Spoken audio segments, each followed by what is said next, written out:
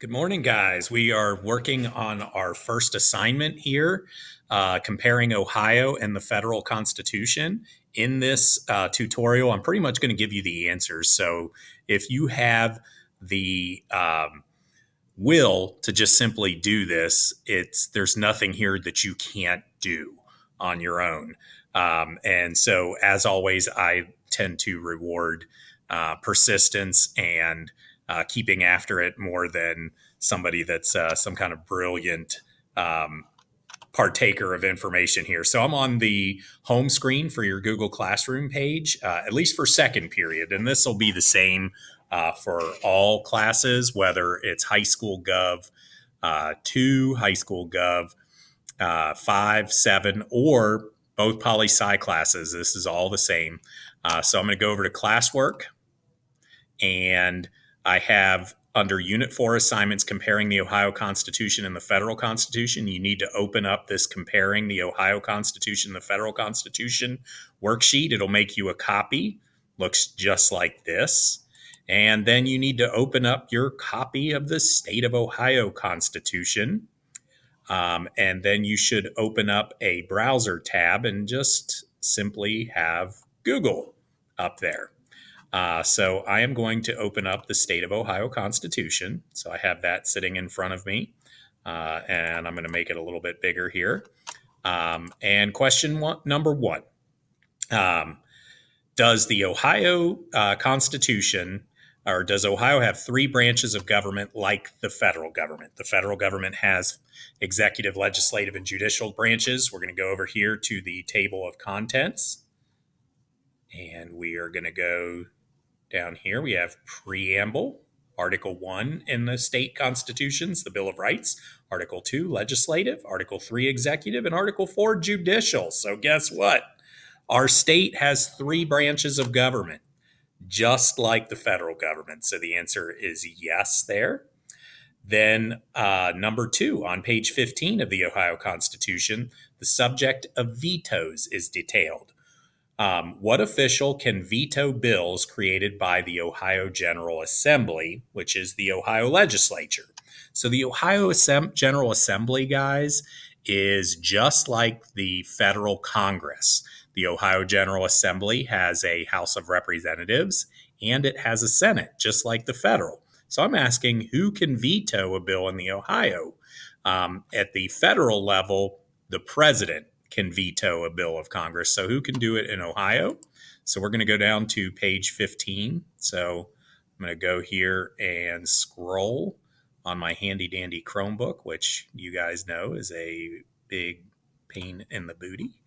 But I got to find page 15 here. There's 16. And here is 15. I'm going to make this smaller. Bills to be signed by the governor. A veto. If the governor approves an act, he shall sign it, and it becomes law. If he doesn't assign it, he shall return it with his objections in writing to the house in which it originated. So in Ohio, the governor can veto a law. And then question number 3. Does the veto situation addressed above show checks and balances between branches of government in Ohio? So if we go back, you have the governor, who, guess what's in the executive branch, and the Ohio General Assembly that's in the legislative branch. You have one being able to veto the other. And then in Ohio, and I'm pointing this out here with my cursor, if 3/5 of the members, got to get up to the top of the page, of the second vote to repass it, it becomes law notwithstanding the objections of the governor. So the legislature can override the governor. So yes, we definitely have checks and balances between the 3 branches in Ohio. That's your answer to number 3. Number 4, does Ohio have a Bill of Rights? Well, if we go up to the very first page, and again, I'm on a Chromebook here, so my apologies for how slow and insignificant this is. And if you want to know a hilarious little tidbit of what's going on here at school, we have no people to help us that are in the tech department. They're all out right now. So if I did want to use my desktop, which would be much faster than this, I would be out of luck because they're not here. So here we go. We have in the table of contents the preamble, and then right here, Article 1. It was so important they put it right up front in Ohio. This is different than our federal constitution. There's a Bill of Rights. In Ohio, they were so into bills of rights, they made it the very first thing in our constitution. So yes, it has a Bill of Rights. Number 5, if yes to the above question, what principle of government does this suggest that Ohioans believe in?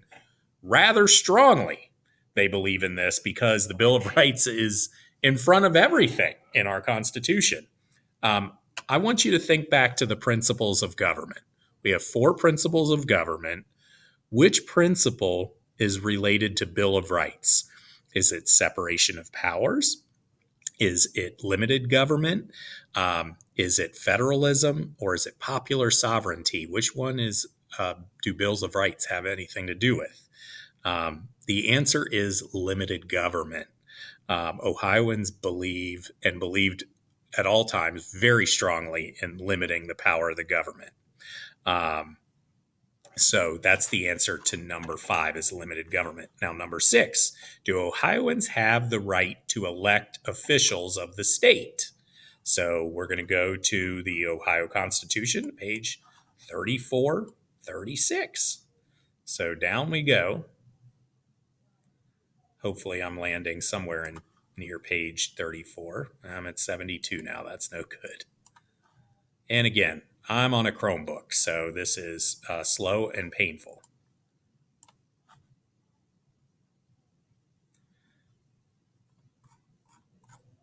Trying to find page 32 to 34. Good Lord. Hey, there's 33. So, coming up to 32.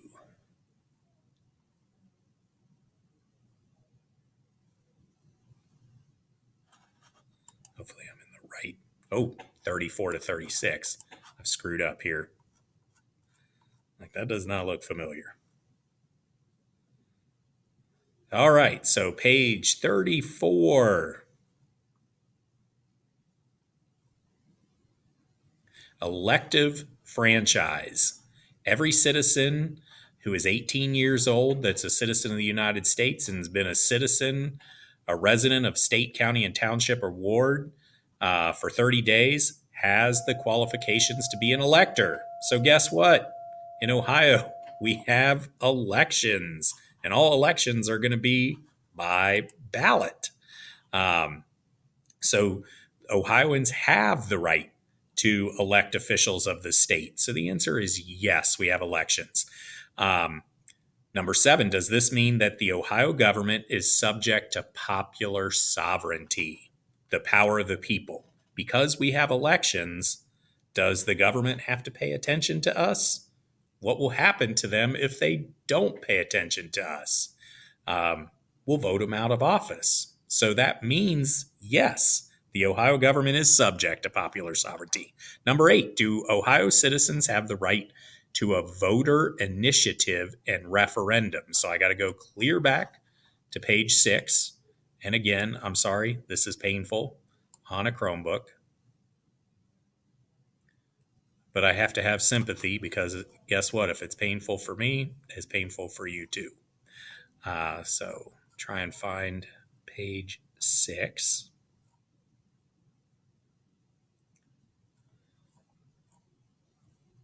All right, initiative and referendum to amend the Constitution.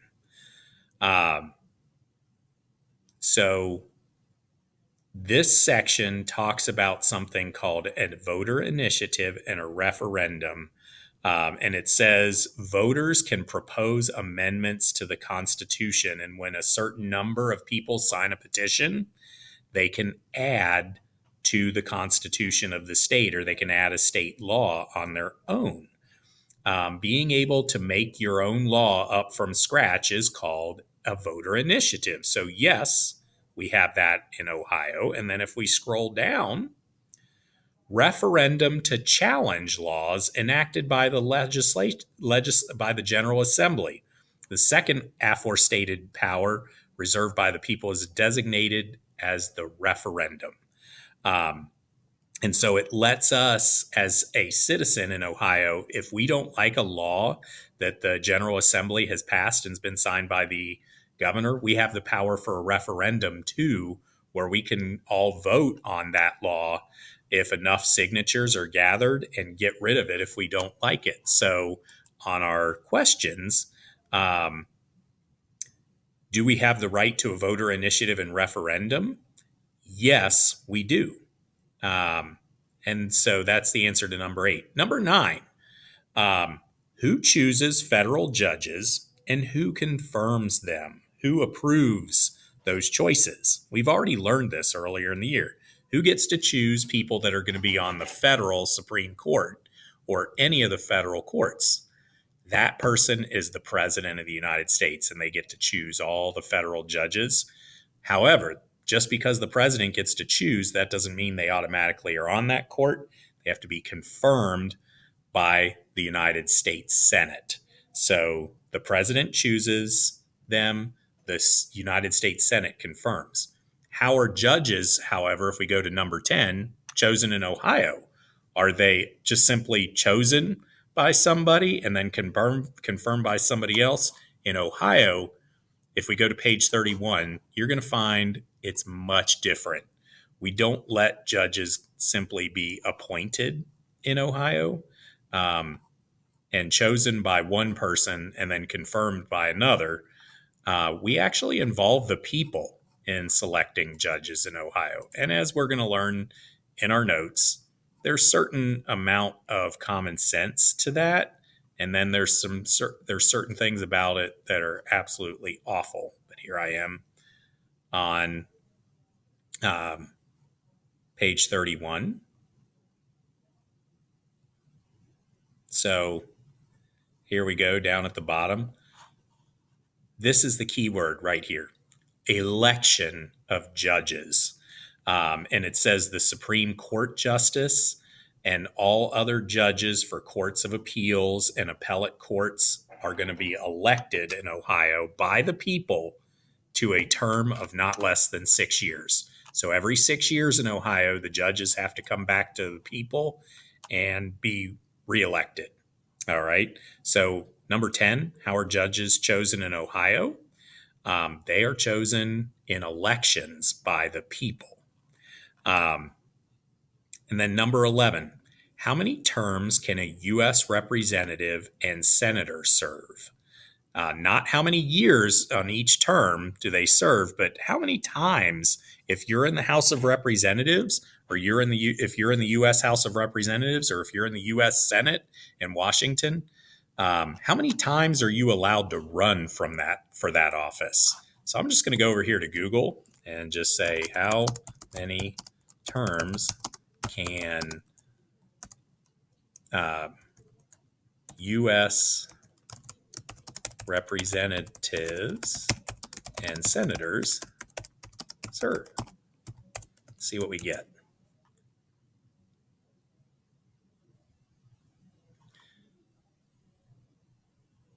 All right. How many terms can a member of the Senate serve? Well, how Congress works.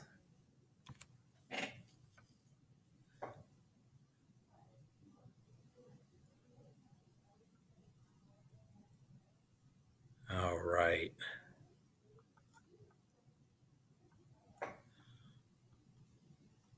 Well, it says that you're elected for Congress in the House of Representatives to a 2-year term and are considered for re-election every even year. So it does not say that you can't run for additional terms.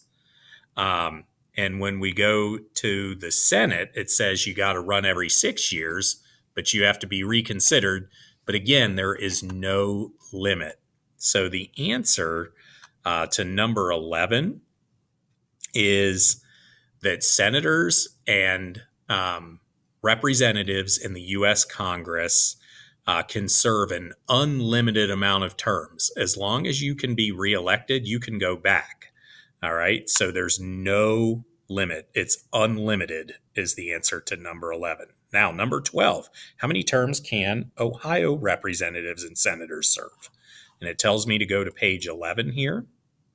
So back we go for the last one. Thank goodness.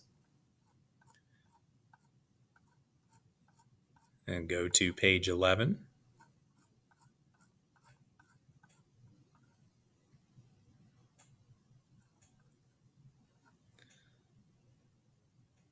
All right, so here, election and term of state legislators. Representatives shall be elected biennially, so that means every 2 years in the House of Representatives. And going up here,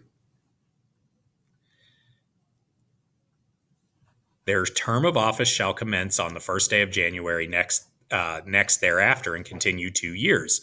Senators shall be elected by the electors, and their terms of office shall commence in January, and they shall be elected for a term of 4 years.